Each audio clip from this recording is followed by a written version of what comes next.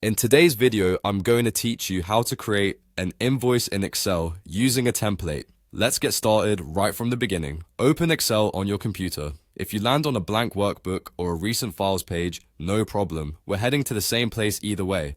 Go to the File menu, then choose New. This takes you to Excel's template gallery, which is a great time saver because it comes with ready-made layouts you can customize in minutes. At the top of the new page, you'll see a search bar. Click into it and type the word invoice, then press enter.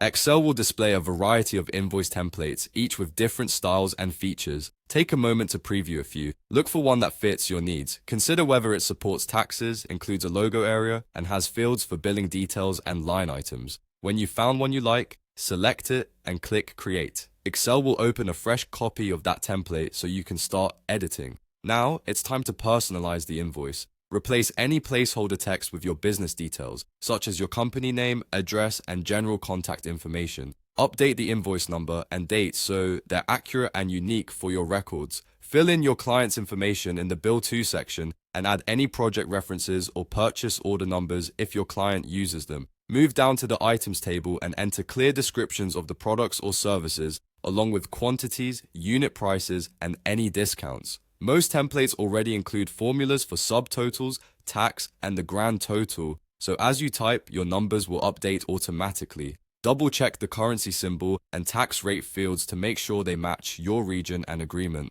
Scroll to the payment terms area and confirm details like due date, accepted payment methods, and any late fee policies or notes your client should see. Give everything a careful review. Ensure names are spelled correctly, totals look right, and the layout is tidy.